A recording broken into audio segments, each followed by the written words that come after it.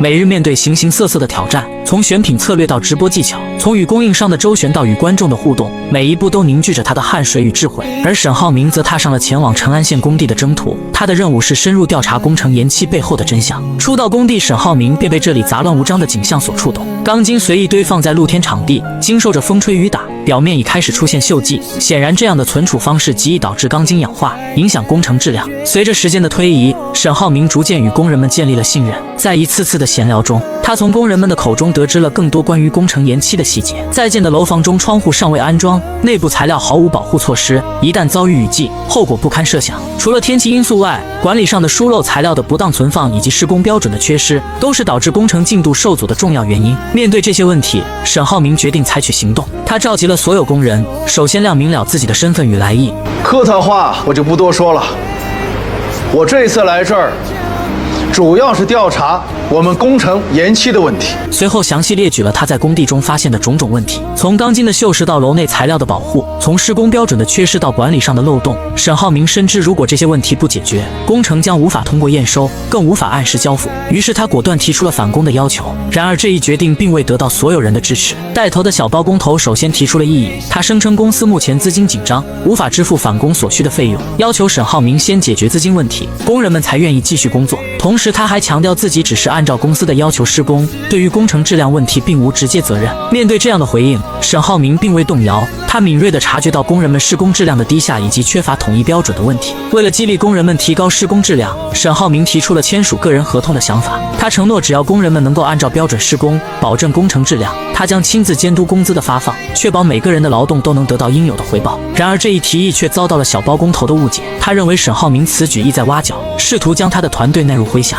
面对误解，沈浩明耐心解释，他强调自己的目的只有一个，那就是确保工程的质量和进度，同时保障工人们的合法权益。为了打消工人们的顾虑，他还特意准备了一袋子现金，表示每天工作结束后，工人们都可以到办公室领取当天的工资。这一日结工资的承诺瞬间点燃了工人们的热情，他们纷纷表示愿意与沈浩明签署合同，重新投入到工作中去。就在小包工头准备抗议并带领部分人离开时，沈浩明一个电话便叫来了一大批新的工人。在沈浩明的带领下，工地上的各项工作开始有条不紊地进行起来。回到办公室后，沈浩明并未放松警惕，他向工程负责人询问了工程延期的具体原因。负责人解释说，材料和人工的涨价是导致工程进度受阻的主要原因。然而沈浩明却有着不同的看法，他认为材料和人工的涨价只是表面现象，真正的原因在于工程的多次返工，浪费了大量的材料和人力。他还暗示这其中可能存在着不为人知的利益输送。3天，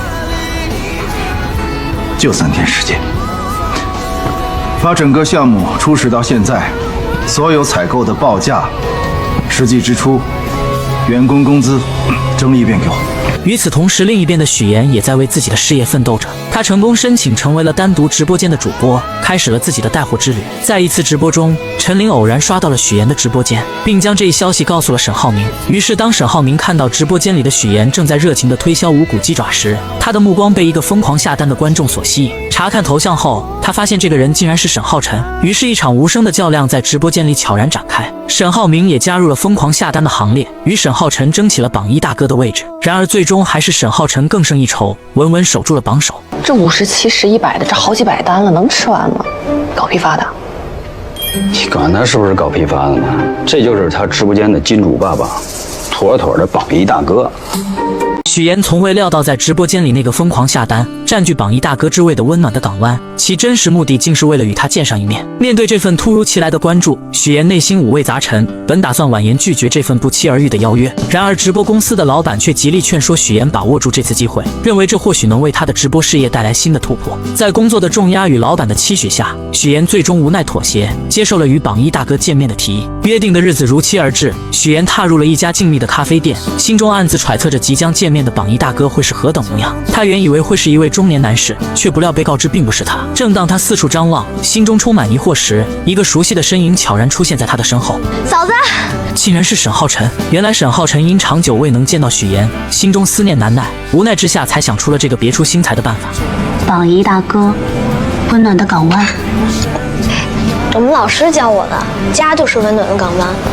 你们老师说的对。晨晨，直播间里下单的钱哪儿来的？他借助阿姨的手机，以榜一大哥的身份在许妍的直播间疯狂下单，只为能引起他的注意，进而获得一次见面的机会。阿姨得知此事后，出于对许妍的关心与帮助，也欣然同意了这个计划。然而，当许妍得知真相后，却并未因此感到开心，反而觉得这份见面方式过于刻意。他执意将下单的钱转给阿姨，并明确表示不希望沈浩辰在任何的直播间下单。面对许妍的坚决，沈浩辰只得坦白，那几百单的无骨鸡爪，他以悉数送往了沈浩明经常捐助的福利院。这份善举让许妍对沈浩辰的印象有所改观。沈浩辰趁机提起，自从许妍离开后，沈浩明一直陷入深深的困苦之中。他看得出哥哥对许妍的思念之情，他恳求许妍能够回家，重新回到沈浩明的身边。然而许妍却只是默默聆听，未做任何回应。沈浩辰也补充道，沈浩明因工作原因出差去了外地，家中只剩下他一人，倍感孤独。还记得我的手机号码吗？记得就可以打电话给我。如果你想我的话，打电话给我，我就来接你，想去哪儿玩都可以。次日，许妍如往常一样开始了她的直播带货。然而这一次，一个不速之客的出现打破了直播间的平静。方磊在直播间内公然指责许妍，称她是一心想要嫁入豪门的捞女。这种言论瞬间引发了直播间的轩然大波。面对直播间内突如其来的指责，许妍一时之间竟不知如何应对，直播间陷入了短暂的沉默与尴尬。为了化解这场危机，许妍急中生智，拿起一个垃圾袋，将自己装了进去，以一种幽默而自嘲的方式缓解了紧张的气氛。虽然这一举动暂时平息了风波，但事后许妍还是被老板狠狠训斥了一顿。老板认为许妍在直播中的沉默与不当处理，给公司带来了不小的损失。更令他不满的是，许妍还将榜一大哥给弄消失了，这无疑是对直播资源的一种浪费。为了阻止类似情况再次发生，老板决定让许妍参加户外带货直播。在户外直播中，许妍依然展现出了她对待工作的认真与热情。她顶着太阳，耐心地为观众介绍每一款产品，用她的真诚与专业赢得了观众的认可与喜爱。与此同时，沈母与她的朋友们在一次聚会中聊起了许妍。当得知许妍正在创业，众人纷纷表示，相对于这种不稳定的工作，还是新闻主播这样的职业更为稳妥与体面。甚至有人开始怀念起许妍在新闻主播岗位上的风采。就在这时，方磊再次出现在众人面前，他热情地邀请各位阿姨参加一个活动，却没想到这个心怀不轨的女人竟然将众人带到了许妍带货的现场。阿兰，是我眼花了吗？那个女孩是妍妍吗？当沈母与朋友们发现许妍正在这种环境下工作时，心中不禁涌起一阵复杂的情绪。沈母本想上前与许妍打招呼，却似乎碍于面子而犹豫了。而众姐妹则开始纷纷吐槽，认为许妍在这种环境下工作，实在是有损沈家的风评与形象。她们的话语中充满了对许妍的不解与失望。你再怎么说也是沈家的儿媳妇，卖大米鸡蛋，这么自降身价，只会叫人瞧不起。什么叫自降身价？谁瞧不起谁啊？往上数3代，谁家不是农民？咱们几个才有钱几天啊，就忘本了。今天散了吧。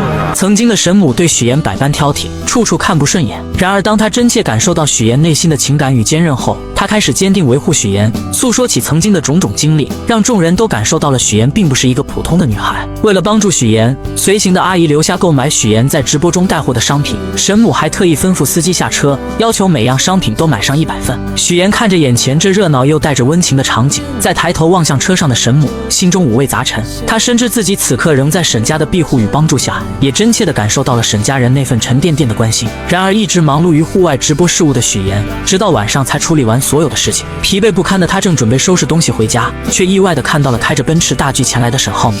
不是外派到外地公司了吗？回集团述职。许妍本以为沈浩明这次前来是要与他商讨离婚协议中的具体内容，然而沈浩明的话却让许妍大吃一惊。他劝说许妍放弃现在的直播带货工作，回到曾经的新闻主播岗位。为了表示诚意，他还拿出了一张卡，承诺以后会定期往里面打钱，确保许妍生活无忧。但许妍深知自己必须斩断和过去的一切联系，才能真正开始新的生活。他毅然拒绝了沈浩明的提议，并坦言自己和沈浩明从小到大接受的教育、经历的事情都不一样，他只能抓住一切向上的机会，努力改变自己的命运。在他看来，自己不会是沈浩明的对手，而如今的局面也是因为自己当初的选择导致的。他愿意接受一切的结局。既然决定了要离婚，那之后彼此就做陌生人。我走了。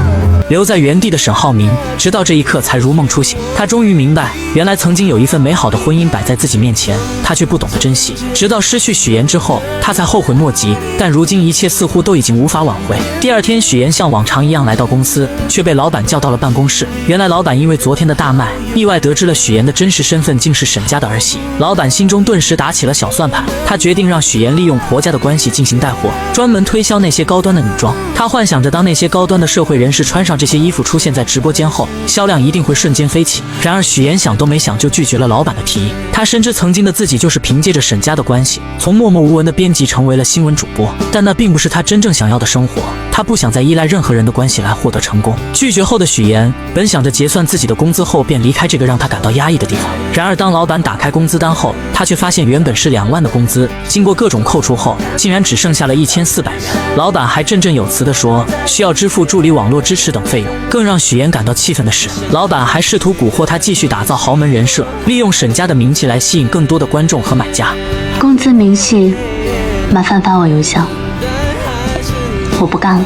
之后的许岩来到了姐姐家中，帮助姐姐将房间收拾得干干净净后，他看着姐姐在处理化妆品。就在这时，姐姐的电话响起，原来是姐姐的朋友瑶瑶在比赛中落选了，心情低落。姐姐打算前去安慰她，知道许岩现在不忙，便带着她一同前往。等到众人见面后，许岩看着瑶瑶设计出的衣服，眼中闪过一丝认可与赞赏。他真诚地表示自己看出了瑶瑶在设计上的用心与才华，但是他也指出了成品和线稿之间存在的很大差异。就在这时，瑶瑶无奈地说起自己是因为没钱才只能完成这个半成品。他感叹到服装设计实在是太耗钱了，每一样材料都很贵，模特拍摄也需要自己出钱。众人才恍然大悟，原来任何的梦想想要实现真的是很不容易。许岩看着瑶瑶，仿佛看到了曾经的自己，那个为了梦想而不断拼搏不畏艰难的自己。自从许岩和姐姐从梦想破灭的瑶瑶那里回来，一路上许岩的思绪飘回了初到荆州的日子。那时的他和瑶瑶他们一样，怀揣着对未来的憧憬，却也不得不为生活的柴米油盐而奔波。荆州这座繁华的大都市，看似机会遍地，实则暗流涌动，每一步都需小心翼翼，因为一旦走错就可能失去在这座城市立足的资格。许岩深知在这个竞争激烈的城市里，安全感是多么的难能可贵，这也是他当初为何那么渴望加入沈家，渴望得到沈浩明的庇护。他以为有了沈家的背景，自己就能在这座城市里站稳脚跟，不再为生活的琐碎而烦恼。然而现实却给了他沉重的一击，谎言构筑的婚姻终究如泡沫般易碎，他失去了沈家儿媳的光环，也失去了那份看似稳固的安全感。但许岩并不后悔自己曾经想要改变命运的想法，他明白只有靠自己的双手，才能真正在这个城市里扎下根来。活着真的太贵了。我想试试。啊？什么？想试试？想试什么？与此同时，沈浩明那边的工地也并不平静。工地的负责人将材料采购资料交到了沈浩明手中，出来后的负责人还信誓旦旦地跟手下人说，沈浩明绝对查不出任何问题，他们打算一步步给沈浩明使绊子，最终逼走他。果然没多久，一个名叫王德福的人就来到了工地上闹事。沈浩明闻讯赶来，面对王德福的无理取闹，他冷静地指出，当初拉着他进入这个项目的人是吴成明，而且吴成明的借款是私人行为，与他们工地的公司毫无关系。他还告诉王德福，这件事情公安机关已经介入调查，相信很快会有一个公正的结果。然而王德福却不依不饶，他声称是因为当时看中了这个工程的前景，才借钱给吴成明的。现在工程出了问题，公司必须负责。双方各执一词，矛盾逐渐激化，眼看着就要动手。王德福见势不妙，便耍起了无赖，声称以后还会继续上门来闹事，然后暂时离开了工地。另一边，辞职后的许岩并没有沉浸在失去工作的痛苦中，而是开始了自己的创业计划。他找到了乔林的朋友们，4个人一拍即合，决定共同创建一个服装品牌。他们计划先从线上销售开始，逐步积累客户和口碑，然后再向线下市场拓展。然而创业的道路从来都不是一帆风顺的。当众人听到这个计划时，都打起了退堂鼓。毕竟之前的失败让他们几乎喘不过气来，谁也不敢保证这次能成功。但许岩却毅然决然地拿出了自己15万的存款作为创业基金，他的坚定和勇气感染了其他人，于是万众期待的研一方正式成立了。创业初期，众人分工明确，瑶瑶负责设计制作衣服，冠冠则担任模特，许岩则负责视频的剪辑和后期制作。然而当他们满怀期待地将视频上传到平台后，却发现点赞数寥寥无几，粉丝增长也几乎可以忽略不计，众人也被这笔数据彻底打败了。然而就在乔林回家的路上，她意外地遇到了自己的前男友，前男友似乎还想纠缠她，试图重归于好。就在这时，于一鸣突然出现，他站在乔林面前，坚定地让前男友不要再继续纠缠。随后他向乔林表达了自己的心意，你敢说你喜欢乔林吗？就此时此刻，当着我们俩的面。我喜欢他。拉着他离开了那个让他感到尴尬和不适的场景，两人的关系也在这一刻变得微妙起来。等到乔林第二天来到许妍家中时，发现众人都有些沮丧。原来他们的视频发出去1天后，只涨了11个粉丝，这个数字对于他们来说无疑是沉重的打击。但许妍并没有放弃，她开始思考如何改变现状。她想到可以将严一方的民族服饰元素融入日常的衣服中，让即使是普通人也能在日常穿着中选择严一方的衣服。于是他们决定改变方案，将思路转向日常服装的设计。所以我们更应该让大众喜欢民族风的服饰。那产品我们是不是应该突出它的功能性和大众性？众人开始了新一轮的创作计划，虽然前路依然充满未知和挑战，但严一方的团队并没有放弃。他们相信只要坚持下去，一定能够在荆州中闯出一片属于自己的天地。当曾经习以为常的陪伴骤然消散，沈浩明才知道自己的生活是有多么需要许妍。可当他下意识打开手机直播间，想要寻觅他的身影时，才发现那个熟悉的直播间早已没了许妍的踪迹。失去了许妍行踪的他，内心瞬间被失落填满，仿佛生命中缺失了一块重要的拼图。次日，陈琳带来了关于许妍的消息，原来许妍真的开启了创业之路，投身到了服装行业。然而许妍的创业账号粉丝寥寥无几，点赞数也不过上千。与此同时，陈琳还发来了麻烦人物王德福的资料。看着资料上那些复杂的信息，沈浩明感到压力不仅来自王德福，更多的是许妍的离开。几天后，沈浩明做出了一个令人意想不到的举动，直接找上了王德福。众人本以为一场激烈的冲突在所难免，然而沈浩明却出人意料地提出和王德福一起散步。行，哎，咱俩是不是还得手拉手？哎，你怎么不跟我说咱俩谈个恋爱呢？沈浩明和王德福众人走在小路上，此时的他感到压力剧增，仿佛有一座无形的大山压在他的肩头。二人沿着小路缓缓前行，沈浩明始终一言不发。走着走着，沈浩明竟径直朝着王德福的老家方向走去。到了王德福家门口，沈浩明热情地和王德福的母亲打起了招呼：“王阿姨。”小婶儿啊，你怎么来了？王德福无奈之下，只能让随从暂时离开。沈浩明对王母说，他们这次来家里是谈生意的。王德福虽不情愿，但在母亲面前也不好发作，只能硬着头皮和沈浩明谈起了生意。沈浩明先是从县里的关爱老人会说起，提及自己认识王德福的母亲，接着又夸赞王德福一路顺风顺水，赚了不少钱。不过话锋一转，指出他手底下的人在外人眼中口碑不佳，但唯独王德福孝顺这一点值得称赞。随后沈浩明提到工程项目中连接客运站的那条路还是土路，出行极为不便。他希望王德福能重新投钱修路，这样集团就能拿到新预算，之前投入的钱也会变成投资款。不仅如此，沈浩明还承诺王德福可以优先选房，并且表示可以让他的绿化公司承担所有的绿化项目。王德福权衡利弊后，觉得这桩生意对自己也有诸多好处，于是二人达成了合作。刚才我说什么来着？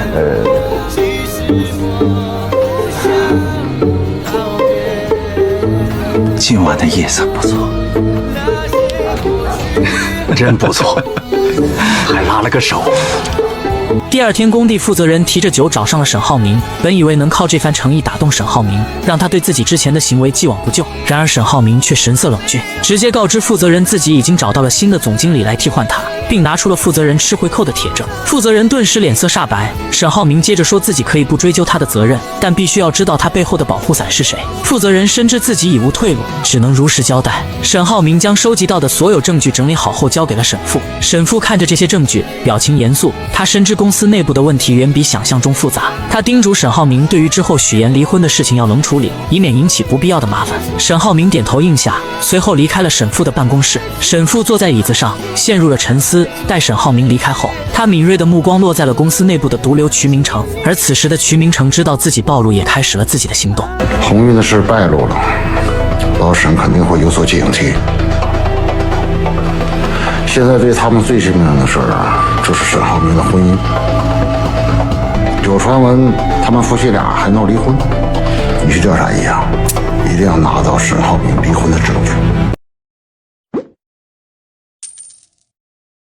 在创业的道路上，从来就没有一帆风顺的坦途。许妍怀揣着梦想与热情开启创业征程，可现实却如同一盆冷水，无情地浇灭了她最初的热情。严一方的创业计划实施没多久，资金便如流水般迅速消耗殆尽。无奈之下，许妍只能亲自出马，四处拉投资。她一家一家地上门介绍自己的项目，也频繁参加各种酒局，在觥筹交错间努力推销自己的创业理念。然而一次次的努力换来的却是一次次的失望。无论她如何苦口婆心，最终都没能成功拉来投资。这天，许许岩又从一场酒局中失忆而归，他脚步踉跄，醉醺醺地走在回家的路上。此时的他全然不知，沈浩明正静静地守在他家楼下看着他。沈浩明亲眼目睹了许岩此刻狼狈不堪的模样，心中五味杂陈。当看到许岩因醉酒不小心将东西掉落在地上时，沈浩明下意识地准备下车去帮他。可就在他打开车门准备迈出的那一刻，他突然想起了两人已经彻底分开的现实。尽管此刻他内心深处早已回忆起许岩的好，满心都是想要挽回的念头，但理智却告诉他一切都已无法回头。就在沈浩明内心挣扎，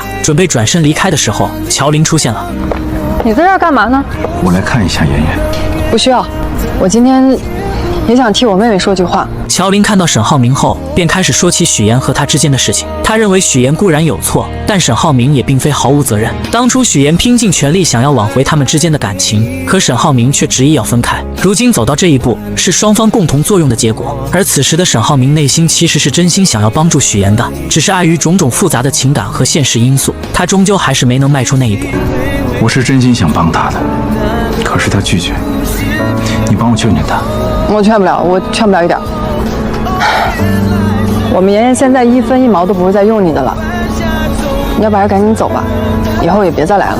第二天，许岩像往常一样告别客户，继续为严一方的未来奔波。就在这时，酒会上认识的蒋亮突然出现在他面前。蒋亮看到许岩出现在这里是为了找投资，脸上满是难以置信的神情。他由此推测许岩和沈浩明之间的关系真的已经破裂了。许岩却平静地表示，这和投资并没有关系。说完便准备离开。蒋亮趁机拿走了许岩的投资计划，仔细研究起来。很快他便发现了其中的问题。如今短视频平台热度居高不下，粉丝博主数量众多且竞争激烈，许岩想要在这个市场中脱颖而出，难度极大。而且许岩团队设计的衣服虽然质量不错，但却缺乏独特的特色，很难在众多竞争对手中吸引到投资人的目光。蒋亮还指出，许岩不应该仅仅将目光聚焦在项目本身，而应该从投资公司的角度出发，深入了解投资公司的侧重点，这样才能提高获得投资的几率。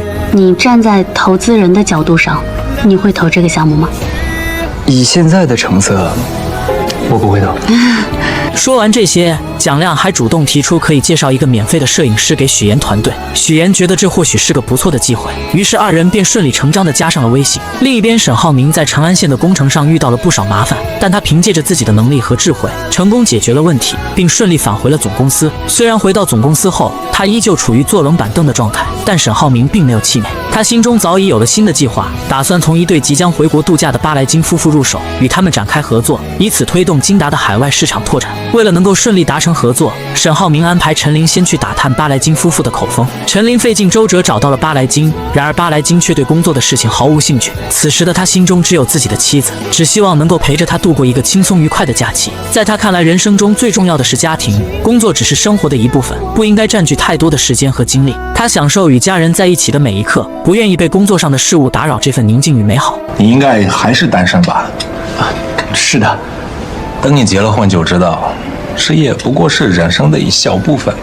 衡量一个男人的成就，不是金钱，也不是地位，而是看他创造怎样的一个家。有什么事情你赶快说。我想跟你谈一笔生意。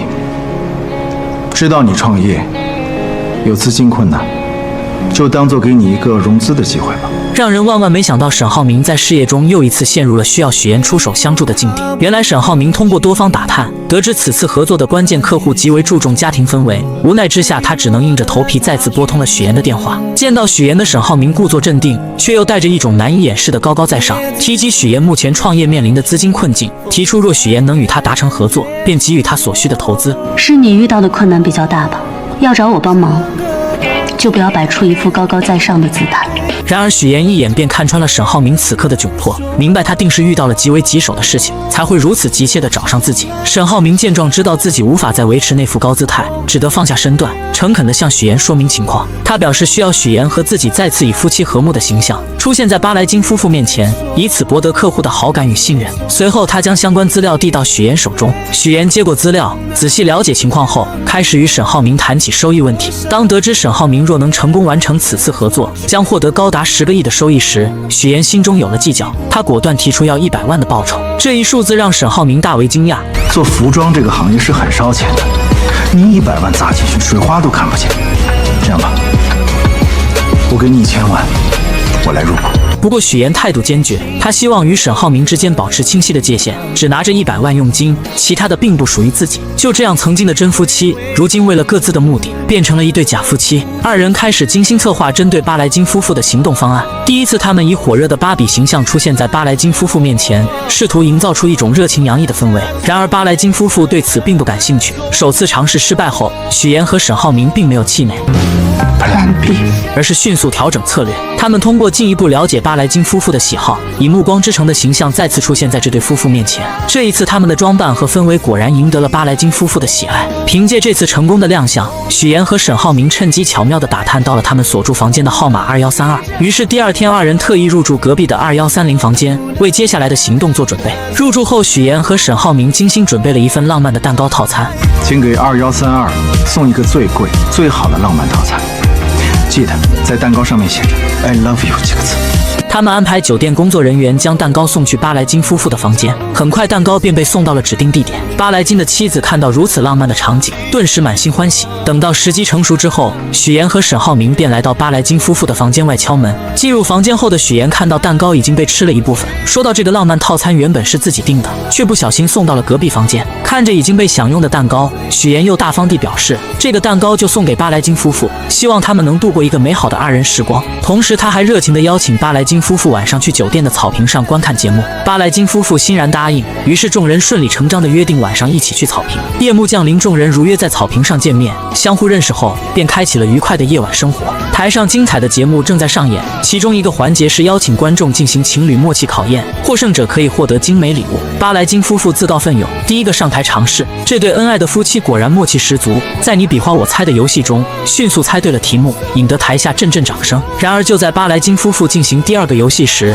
场下的沈浩明和许岩之间却产生了矛盾。沈浩明突然提及二人离婚的事情，言语间似乎带着一丝埋怨。许岩听后真诚地说道，二人之前是在相互利用，但他的内心深处确实一直爱着沈浩明，自己拼尽全力想要挽回这段感情，付出了无数的努力，可最终还是没能改变离婚的结局。你在外面创业，你所有钱都打水漂了，只有我能救你，知道吗？你凭什么高估你自己？你又凭什么贬低我？我告诉你，想要投我的人都排着队呢。你要投啊？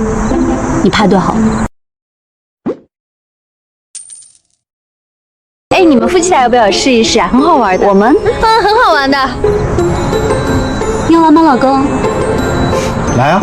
许岩在邀请下和沈浩明一同登上了游戏舞台。方才两人还在台下因一些过往琐事争得面红耳赤，踏上舞台面对泼水游戏环节，他们竟不约而同地将内心的愤怒化作手中的水，狠狠地泼向对方。水花四溅间，仿佛将这段时间积累的怨怼与委屈都宣泄了出来。等到进入你比我猜的游戏环节，情况却急转直下。许岩和沈浩明之间完全没有默契，面对主持人抛出的一个个词语，他们绞尽脑汁，却一个都猜不出来。现场气氛一度有些尴尬，观众们的目光也渐渐从期待转为疑惑。然而当最后一个词窗口贴出现时，许岩的思绪瞬间飘回到了过去，那是他第一次感受到沈浩明温暖的时候。沈浩明小心翼翼地为他贴上窗口贴，那一刻两人的心似乎也悄然靠近。如今在这个特殊的场景下，许岩比划着手上的痕迹，而沈浩明也仿佛心有灵犀一般，瞬间猜出了答案。那一刻时间仿佛静止，两人都沉浸在往昔那些温情的瞬间里，那些被争吵掩盖的甜蜜回忆如潮水般涌上心头。但他们并未察觉，此时暗处的竞争对手正虎视眈眈，策划着一场阻止他们与巴莱金夫妇进一步接触的阴谋。沈浩明和许岩在游戏中的温馨互动，不经意间打动了巴莱金夫妇。巴莱金夫妇从他们身上看到了爱情最初的纯粹模样，不禁回忆起自己的相识经历。原来他们是在一家便利店偶然相遇，那一次的邂逅如同命运的红线，将两人紧紧相连，从此开启了他们携手一生的旅程。众人被这份纯粹的感情所感染，纷纷举杯庆祝。回到房间后，许岩看着沈浩明，心中满是疑惑，忍不住问道：为什么不从公司内部入手，去接触巴莱金夫妇？沈浩明微微叹了口气，缓缓道出事情。原来他在公司并不受信任，尤其是海外项目这一块，一直是公司的短板。之前的海外负责人业务能力欠佳，导致海外项目进展不顺。沈浩明希望通过与巴莱金夫妇的合作，展现自己的能力，从而获得进入董事会的机会，为公司海外项目的发展带来转机。许岩听后心中五味杂陈，沉默片刻，他又忍不住问起了沈浩明前女友的事情。不想说也没有关系。其实，在发现她怀孕之前，我已经跟她分手2个多月了。我记得那天下着大雨，她跑过来找我。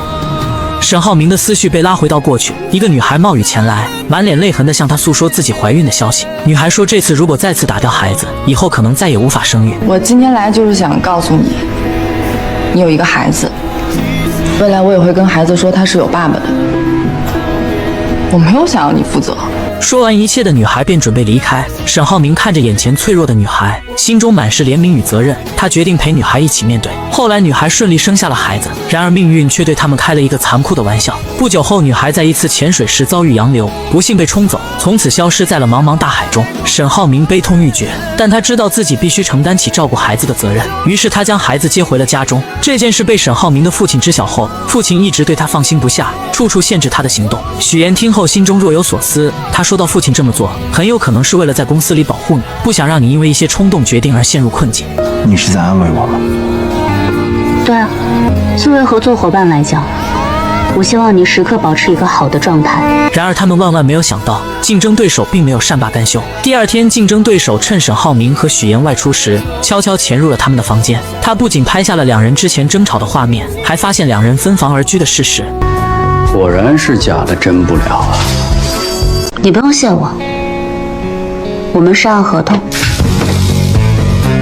就在那个关键时刻，许岩与沈浩明意外地在衣柜深处发现了蜷缩着的陌生男子。面对这突如其来的状况，两人并未表现出丝毫的慌乱或声张，而是默契地选择了静观其变。沈浩明心思缜密，他故意向许岩提及自己已与巴莱金达成重要合作的消息，以此作为掩护。随后看似不经意地打开了衣柜门。当那名男子的身影映入眼帘时，他随即以取毯子为由，巧妙地利用衣柜门夹住了男子的脚。这一举动既是对男子的警告，也是为了进一步观察其反应。事后，沈浩明向许岩解释，衣柜中的男子受伤不轻，极有可能是竞争对手派来针对巴莱金夫妇的间谍。他之所以没有直接揭穿，是担心打草惊蛇，让真正的幕后黑手逃脱。为了不让男子察觉到他们的怀疑，两人继续保持着日常的对话，言谈间未露半点破绽。不久之后，沈浩明与许岩一同前往拜访巴莱金夫妇。出乎意料的是，那名男子竟也出现在了会面现场。男子一见到沈浩明，便立刻换上了一副热情洋溢的面孔，主动与众人攀谈起来。他故意提起许岩与沈浩明最近传出的离婚风波，以及许岩辞职投身直播带货行业的决定。对于这些敏感话题，许岩早有准备，他从容不迫地解释道，自己辞职是为了创业，直播带货只是初步尝试，失败后他便转而创立了研一方。男子见话题未达预期效果，便又拿出了自己偷偷拍摄的照片，照片中许岩与沈浩明分床而睡，似乎印证了离婚的传言。面对这一证据，沈浩明不慌不忙地解释，昨晚他们玩了一个泼水游戏，由于配合不够默契，两人互相泼水，结果闹了点小别扭，这才导致了分床而睡的情况。若要人不知，除非己莫为。如果二位真的不是分居，敢不敢带我们去你房间参观一下？随后一行人来到了沈浩明的房间，众人一进门便被眼前浪漫而温馨的布置所吸引。房间内不仅装饰的别具一格，还摆放着一些趣味横生的玩具，显然是沈浩明精心准备的。他们好有情趣啊！抱歉，破坏了你精心准备的惊喜。男子见状，心中暗叫不妙，但仍不死心，又拿出了二人在家中争吵的画面作为证据。然而沈浩明与许岩却镇定自若地解释，那只是许岩在做瑜伽，而他在一旁打电话，根本不存在争吵的情况。男子见无法再找到破绽，只好尴尬地提出晚上请众人吃饭以表歉意。晚餐时分，男子再次发难，他指出许岩未戴婚戒，这一细节立即引起了巴莱金夫妇的好奇。就在许岩一时语塞之际，沈浩明深情地望向他，坦言两人之间确实存在一些小矛盾，他做过许多让许岩伤心的事，但回想起许岩在他工作繁忙时给予的支持，照顾他的父母，帮助他的弟弟，甚至在他事业上遇到困难时出谋划策，他深刻意识到许岩在他生命中的重要性。虽然此刻他们是在演戏，但这些话却是沈浩明的真心话。说着，他从口袋中掏出了许岩的婚戒，单膝跪地请求许岩的原谅。那下次不能这样。肯定不会。这一幕深深打动了在场的每一个人，许岩眼中闪烁着泪光。他接过婚戒，并在众人的见证下深情拥吻。这一举动彻底打破了外界关于他们离婚的传言，也让巴莱金夫妇对这对夫妻有了更深的认识。经过这段时间的相处与考验，沈浩明终于赢得了巴莱金的认可。在巴莱金离开之际，他宣布沈浩明的公司正式进入了候选名单，这意味着他们将有机会获得巴莱金集团的重要合作项目。沈浩明也有机会能够进入董事会了。随着一切尘埃落定，许岩向沈浩明表达了自己准备回去的打算。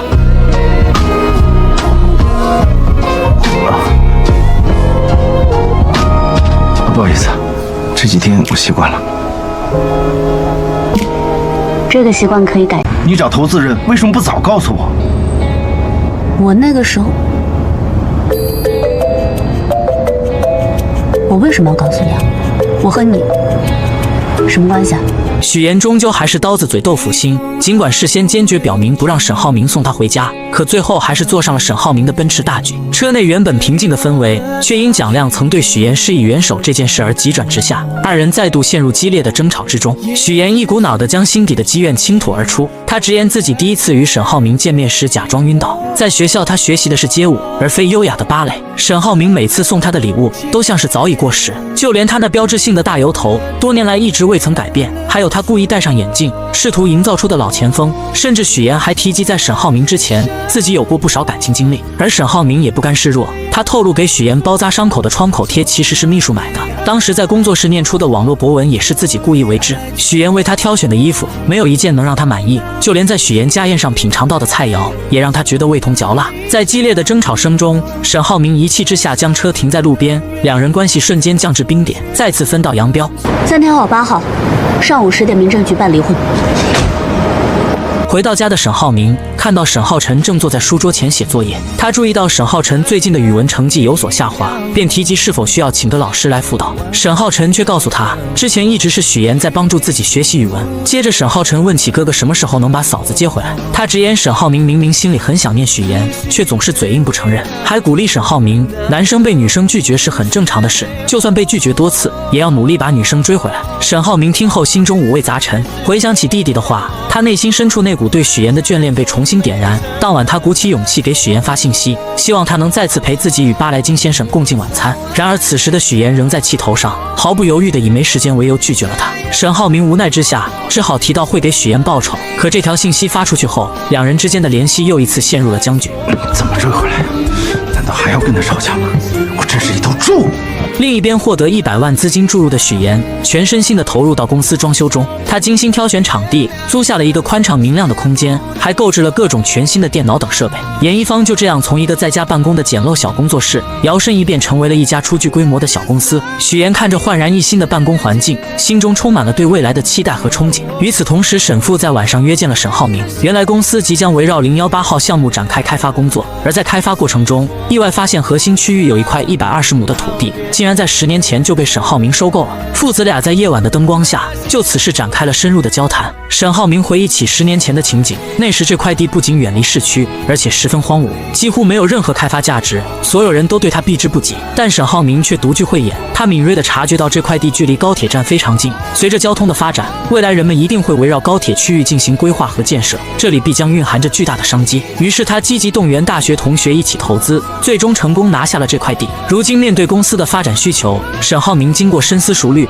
决定无条件将这个项目送给公司。他感慨地表示，从与沈浩晨以及许岩的这些事情中，他深刻意识到自己和父母之间存在着难以跨越的理解鸿沟。但经过这段时间的种种经历，他也真切地感受到父母一直以来对自己的包容和默默支持。因此他希望通过这次无条件的奉献来表达自己对父母的感激，也希望能借此缓和与父母之间的关系，开启新的相处模式。这样，浩明，如果这一次你能够促成和巴莱金的正式合作，并且能够开拓金达对海外的市场，那老爸给你一个承诺，我会让你进董事会。欢迎加入严一方，谢谢你们来帮我。严姐，你在哪我就在哪，放心，严姐，我会好好干的。严一方在许岩的悉心筹备下正式宣告成立，他招来了一批充满活力与创意的新员工，为严一方的完善与发展出谋划策。严一房还吸引了蒋亮的目光，于是一家正规的服装公司开始有条不紊地运作起来，一切似乎都在朝着美好的方向前进。然而就在许岩满心欢喜地规划着公司未来时，手机闹钟冷不丁地提醒他，明天8号是与沈浩明约定去民政局办理离婚的日子。他犹豫片刻后，还是拨通了沈浩明的电话，提及明天去离婚的事宜。电话那头的沈浩明却称自己正在俄罗斯出差，与巴莱金先生洽谈重要合作，之后还要奔赴其他国家。说完便匆匆挂断了电话。可事实上，沈浩明正身处国内的世界之窗游乐园。挂断电话后，他穿梭在各个国家样式的建筑之间，不停地拍照留念，仿佛要将这些异国风情都定格在镜头里。几天后，在公司忙碌的许岩越想越觉得沈浩明的行为有些蹊跷，他放心不下，便打电话给陈琳询问沈浩明的下落。得知沈浩明在莫斯科后，他虽心有疑虑，但还是挂断了电话。好，我这2天不在公司，有什么事情电话联系。出乎所有人意料的是，许岩竟在沈浩明家门口将他堵了个正着。原来许岩从陈林处得知沈浩明在俄罗斯，可沈浩明却谎称自己在亚历山大。对啊，就俄罗斯的亚历山大嘛。亚历山大在埃及啊。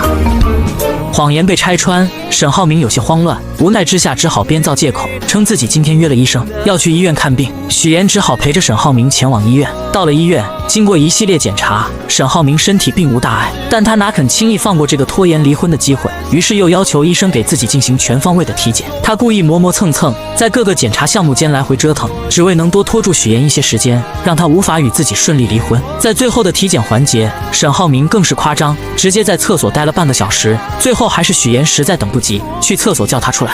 现在4点55了，5点半就下班了，来不及了。哎呀，来感觉了！哎呀，来感觉了，憋着，离完婚再尿。当两人终于赶到民政局时，却被告知民政局已经停止受理业务，离婚日期只能推迟到下个月的8号。沈浩明的计划看似得逞，他心中暗自窃喜，而许岩则气得满脸通红。但我也没用，规矩又不是我定的。下个月8号，开门就来。第二天，蒋亮以了解投资人的名义约许岩出来，两人一同来到电影博物馆，馆内陈列的经典电影海报和道具。蒋亮看着周围的一切，缓缓说起自己的过往。他小时候只有妈妈陪伴在侧，每天下午妈妈都会陪他一起看电影。上大学时，为了家族的事业，他不得不放弃自己热爱的电影梦想。就在许岩沉浸在蒋亮的故事中，与电影里出现的摩托车拍照留念时，蒋亮突然凑上前，邀请许岩成为自己的第一个乘客，试图拉近与许岩的距离。然而就在这时，一个女孩突然出现。女孩的出现让许岩瞬间明白了蒋亮花花公子的真面目，他心中对蒋亮的好感顿时消散殆尽。另一边，沈浩明独自在酒吧里借酒消愁，试图用酒精麻痹自己内心的痛苦。这时方磊来到酒吧，看到沈浩明失魂落魄的样子，他心中嫉妒不已，开始阴阳怪气地说起许岩和蒋亮勾结在一起的事情，还恶意诋毁许岩是个勾引别人的女人。但沈浩明对此却毫无反应，在他心中许岩始终是自己的妻子。方磊见状更加生气，他觉得即便沈浩明和许岩感情出现问题，自己在沈浩明心中也依然比不上许岩。愤怒之下，他直接拿起沈浩明桌子上的酒泼向了他，酒水顺着沈浩明的脸颊流下，他却没有丝毫躲避。酒保见状赶紧上前将方磊抱了出去。方磊离开后，沈浩明依旧坐在原地，这一刻他似乎更加清晰地意识到自己还是忘不了许岩。果然花花公子蒋亮还是按捺不住内心的欲望，试图与许岩的关系更进一步。他借着各种由头频繁地出现在许岩身边，然而许岩却始终保持着清醒的头脑，他义无反顾地拒绝了蒋亮的靠近，表示自己目前仍处于婚姻状态，即便与沈浩明之间存在着感情问题，但这绝不是他接受另一段感情的理由。同时他也强调蒋亮是个很出色的投资人，不希望因为两人之间可能产生的私人纠葛而影响到投资相关的事宜。但他们不知道的是，此时的沈浩明恰好就在不远处，将二人的对话一字不落地听进了耳中。沈浩明心中五味杂陈，既有对许岩坚守婚姻底线的欣慰，又有对蒋亮基于许岩的愤怒。犹豫片刻后，他深吸一口气走上前去，假装自然地挽起许岩的肩膀，故作轻松地说道自己原本就打算来接许岩。随后两人便告别了蒋亮。你身上已经有很多花花公子的标签，不要再加上一个不道德的第三者。离开蒋亮后，沈浩明和许岩一同走进电梯。电梯里气氛有些微妙，沈浩明还沉浸在刚刚许岩所说的话中，幻想着那些话都是他的真心话，内心燃起了一丝复合的希望。于是他鼓起勇气向许岩表达了自己想要再次复合的想法，然而许岩却毫不犹豫地拒绝了他。他眼神平静而坚定，告诉沈浩明他们之间已经再无可能。他表示会尽力将事情的影响降到最低，只希望能够顺利地拿到离婚证，从此各自开启新的生活。沈浩明听后心中一阵失落，却也无可奈何。把手拿开。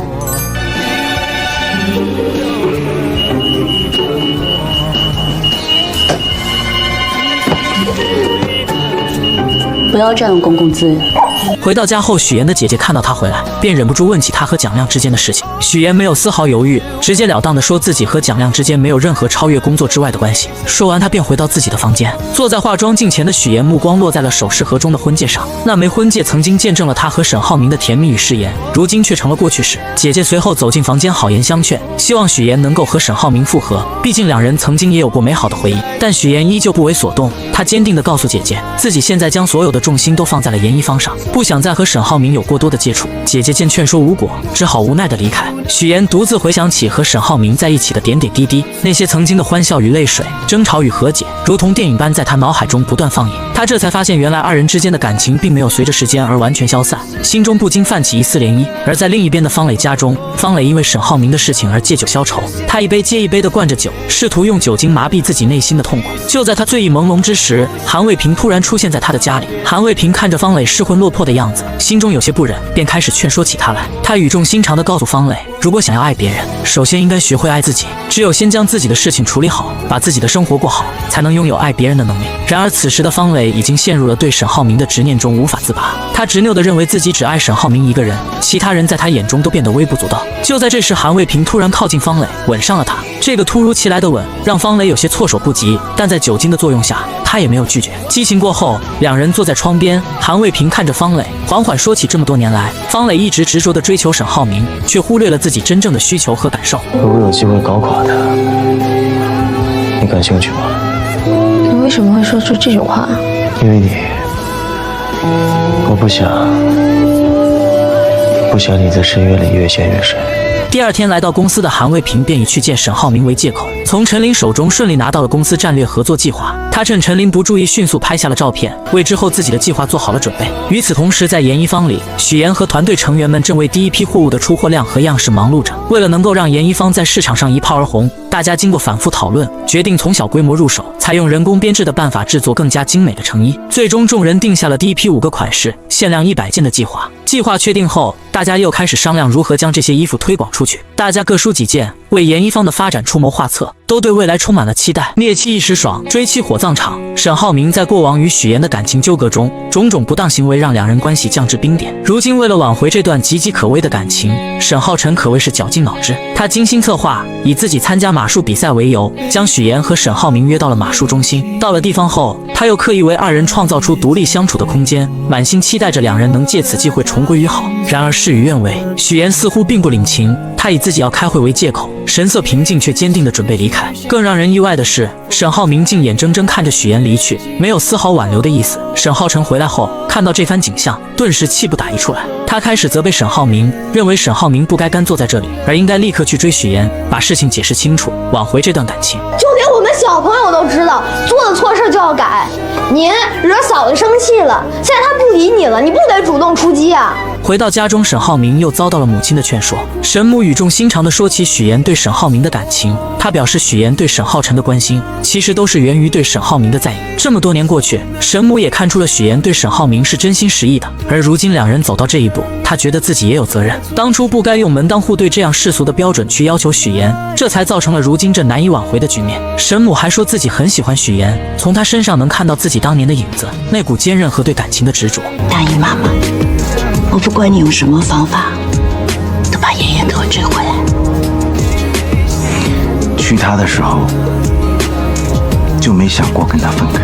第二天来到公司的沈浩明又受到了陈琳的规劝，陈琳苦口婆心地劝他与许岩复合，还给他出主意，让他可以利用别人来帮助自己和许岩重新恢复感情。陈琳建议从许岩的男性朋友入手，寻求他们的帮助，或许能打开许岩的心扉。而在另一边，林媛意外地在医院撞见了于一鸣和一个女生坐在一起，那女生神情哀伤，于一鸣则在一旁轻声安慰着。林媛觉得这是个机会，便赶忙叫来了乔琳。乔琳赶来后，看到这一幕，嘴上虽然说着自己没关系，自己相信于一鸣，但他的眼神中还是闪过一丝失落，随后便默默地离开了。林媛看出了机会，立刻追了上去，对乔琳说他和于一鸣不合适，自己心中一直离不开他。然而乔琳虽然今天亲眼看见了于一鸣和别的女生在一起，但她深知自己和林媛之间实在不合适，于是毅然决然地拒绝了他。第二天，乔琳主动找上了于一鸣，她鼓起勇气说出了自己内心的感情。